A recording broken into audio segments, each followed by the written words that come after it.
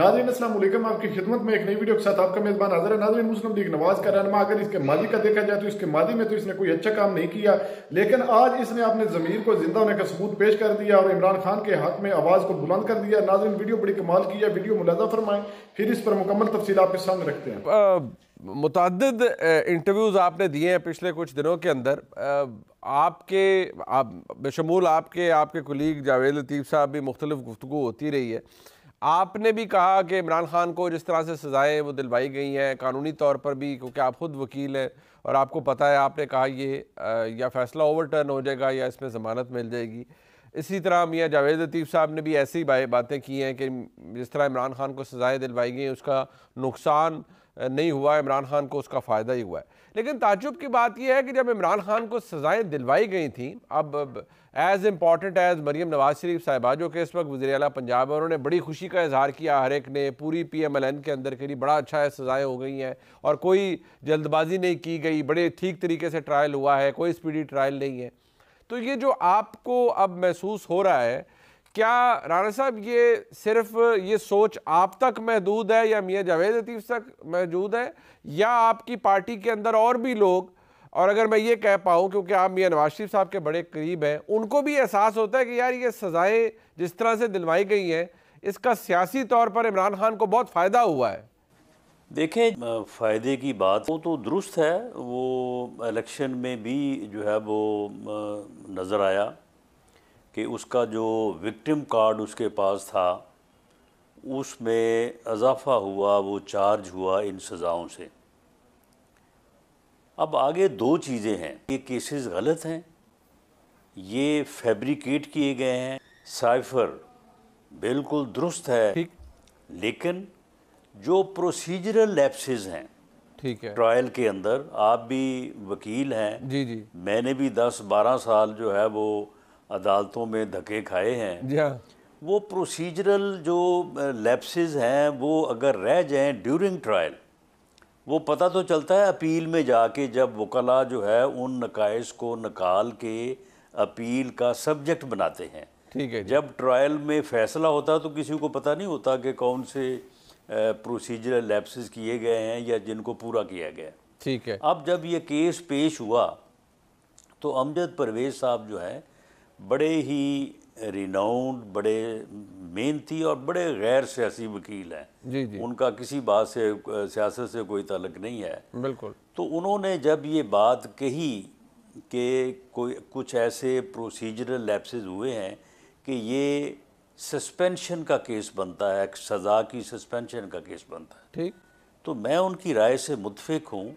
ठीक है, बिल्कुल ठीक। अच्छा राना साहब, अब एक बात जो कि यकीनन अब आप भी इसका इजहार करते रहे, जबकि आप तो ये भी फरमाते रहे, जैसे मोहसिन नकवी साहब हैं वो हो, मोहम्मद औरंगज़ेब साहब हो, ये शहबाज शरीफ साहब लेड हुकूमत की सलामती की ज़मानत भी है, और जिस तरह से मामलात हैं वो आपके सामने हैं।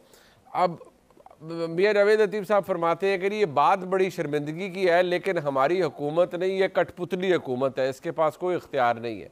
तो राना साहब, बहसियत एक दरीना सियासी वर्कर, आपने मुतअद्दिद पोर्टफोलियोज भी देखे, हालात भी देखे, आपको भी यही लगता है कि बस ऐवे ही है काम, मतलब कठपुतली काम ही है और इख्तियार कोई नहीं है, कम अज़ कम वफाक के अंदर? नहीं, देखें मुनीर साहब, किस इख्तियार की आप बात करते हैं? मामला ये है कि ये कोलिशन गवर्नमेंट है। क्या जरदारी साहब का प्रेसिडेंट बनाना या उनको प्रेसिडेंट का वोट देना जो है वो कोलिशन गवर्नमेंट की ज़मानत नहीं है? देखें ना, एक सिर्फ मोहसिन नकवी साहब का तो नाम नहीं ना, जो गवर्नर हमने नामजद करने हैं पंजाब में और KPK में, क्या वो ज़मानत नहीं होंगे? जो कोलिशन गवर्नमेंट होती है उसमें इख्तियारात जो हैं वो कंसेंसस के साथ ही होते हैं, उसमें स्टेक होल्डर्स होते हैं, उसमें कोई भी मामला, वो इरसा के चेयरमैन की तैनाती का मामला ही क्यों ना हो, हालांकि आप मुझे बताएं ये कितनी बड़ी जो है वो तैनाती है, तो उसमें भी जो है वो सबको ऑन बोर्ड लेना पड़ता है। इसके बगैर कोलिशन गवर्नमेंट का गुजारा नहीं है।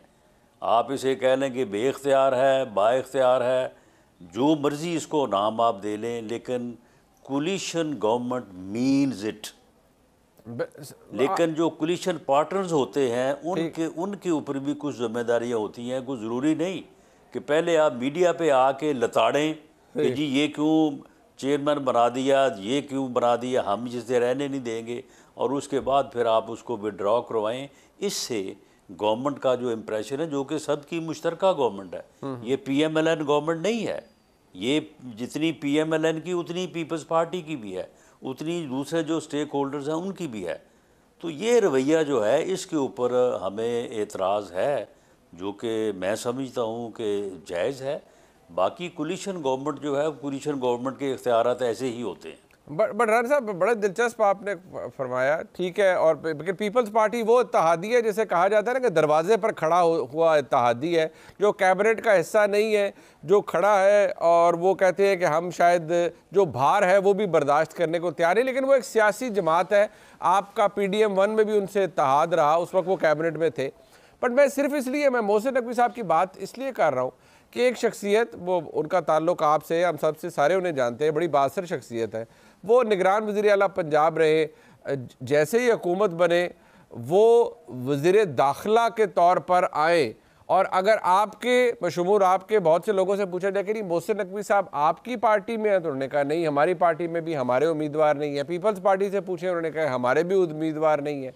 तो फिर अगर ये समझा जाए कि मोहसिन नकवी साहब इतने बाख्तियार, इतने ताकतवर हैं कि वो बाकायदा तौर पर इस निज़ाम में इस्टेब्लिशमेंट के उम्मीदवार के तौर पर मौजूद है और वज़ीर दाखिला भी हैं, तो फिर तो ये हुकूमत इख्तियार के लिहाज से बड़ी कमज़ोर हुई राना साहब। यानी कि मोहसिन नकवी साहब शहबाज शरीफ साहब की या किसी और की तो चॉइस नहीं हो सकते एज वज़ीर दाखिला। और बड़े लोग हैं आपकी जमात के अंदर जो वज़ीर दाखिला बन सकते थे।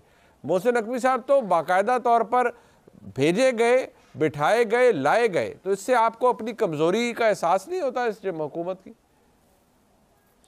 मुनीर साहब, बात ये है कि मोहसिन नकवी साहब जो हैं वो आपके भी अच्छे जानने वाले हैं, मेरे भी दोस्त हैं जी। अब हम उनको ही रगड़ा दिए जा रहे हैं। मोहसिन नकवी साहब जो है ना, आप मेरी आज बात सुन लें, मोहसिन नकवी साहब फैसल बाडा साहब के उम्मीदवार हैं।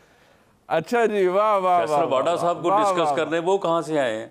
हाँ हाँ हाँ हाँ, बिल्कुल ठीक है, बिल्कुल ठीक है। यानी कि ये देखें, फिर तो राना साहब आप इस बात को तो माने ना, मेरा तज्जिया ये रहा है कि जो अब हुकूमत है, हम पहले हाइब्रिड कहते थे, ये हाइब्रिड जो आप आईफोन इस्तेमाल करते हैं ना उसका प्रो मैक्स वर्जन है। यानी इसमें बाकायदा तौर पर नुमाइंदगी है पाकिस्तान की मुक्तदरा की हुकूमत के अंदर। ये तो राना साहब आपको भी पता है ना, ये तो मानते हैं अब आप?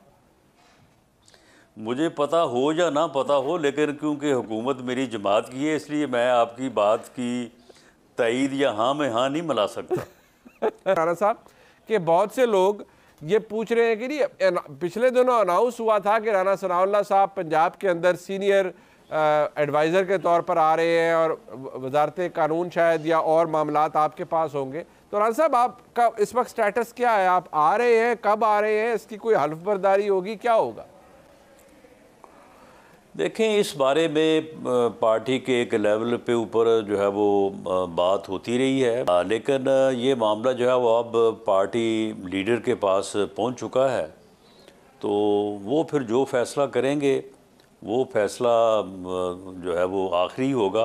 ये नहीं कि आप इस बात की तस्दीक कर रहे हैं कि पार्टी ने फैसला कर दिया है, तो ये आप अपना मनसब कब संभाल पाएंगे या संभालना शुरू करेंगे? नहीं, पार्टी ने कोई फैसला नहीं किया। तो खबरें आई, आप उन खबरों की तरदीद कर रहे हैं कि अभी तक ये फैसला नहीं हुआ कि आप पंजाब में कुछ सीनियर एडवाइज़र के तौर पर आ रहे हैं, क्या फिर यही समझा जाए? जी, 8 फरवरी के इलेक्शन से जो तवक्को थी कि ये बहरान ख़त्म हो जाएगा, ये ख़त्म नहीं हो सका। इस सियासी बहरान के ख़ात्मे के लिए भी जो है वो कोई तरीक़ाकार अपनाया जाना चाहिए, और वो सियासी तरीका ही हो सकता है, ठीक। वो कोई और तरीका नहीं हो सकता। एक साजिश के तहत मुल्क को सियासी तौर पे बहरान का शिकार किया गया। वो बहरान पाकिस्तान की ज़िंदगी में 75 साल हो गए हैं माशाल्लाह, बदतरीन सतह पे हैं, बदतरीन सतह पे। नाज़रीन आपने वीडियो मुलाज़ा फरमाई। नाज़रीन राना सनाउल्लाह का मुस्लिम लीग नवाज से बड़ा पुराना और गहरा तल्लुक है। राना सनाउल्लाह ने अपनी आवाज को इमरान खान के हक के लिए बुलंद कर दिया। राना सनाउल्लाह ने इतराफ कर लिया है कि इमरान खान को सजाएं जो है वो गलत तरीके से सुनाई गई। साइफर जो है वो बिल्कुल दुरुस्त था, हकीकत पर मबनी था और ये सारी सजाएं जो है ये एक मिली भगत के तहत हुई। इस मुल्क का कानून जो है नाज़रीन वो भी इन सियासियों के अंडर हो चुका है और इनकी मर्जी के मुताबिक ही सजाएं दी जाती हैं। नाज़रीन मुस्लिम लीग नवाज में दरारें पड़ चुकी हैं। राना सनाउल्लाह एक बहुत बड़ा और अहम रुकन है मुस्लिम लीग नवाज का। राना सनाउल्लाह जैसे लोग जब अपने मुंह से इतराफ कर रहे हैं और राना सनाउल्लाह ने यह भी वादा कर दिया कि इस वक्त जो हुकूमत है, ये कोलिशन जो गवर्नमेंट चल रही है, इसमें भी सिर्फ हमें एक नाम के इख्तिदार दिलवाया गया है। इस इख्तिदार के पीछे और लोग बैठे हैं। मोहसिन नकवी और फैसल वाडा जो है ये एक ही बाप की औलाद है। इशारतन राना साहब ने सब कुछ वाजे कर दिया है। पूरी वीडियो देखकर एक सबूत पेश कर दिया है कि ये हुकूमत किन के बलबूते पर चल रही है और वो कौन लोग हैं, किन्होंने हमें आगे करके हुकूमत की कमांड जो है वो अपने हाथ में रखी। पीपल्स पार्टी हो, हम हूं, जो भी हूं, लेकिन इन सब की कमांड किसी और के हाथ में है और साफ साफ उन्होंने वाज़ेह लफ्ज़ों में ये बता दिया। नाज़रीन इस वक्त मुल्क की जो सूरत हाल है इस पर अल्लाह ताला ही रहम करे। सियासतदान तो करप्ट हैं लेकिन इसके पीछे और भी कुछ ताकतवर लोग हैं जो इस मुल्क को आगे नहीं चलने दे रहे हैं। बहरहाल दुआ है अल्लाह ताला उनको भी हिदायत दे और हमारे मुल्क पर भी अल्लाह ताला मेहरबानी करे। नाज़रीन आपने वीडियो मुलाज़ा फरमाई। इस वीडियो के बारे में आपकी क्या राय है, कमेंट सेक्शन में अपनी कीमती राय दीजिए और अगली वीडियो तक आपने मेजबान को दीजिए इजाजत। अल्लाह हाफिज।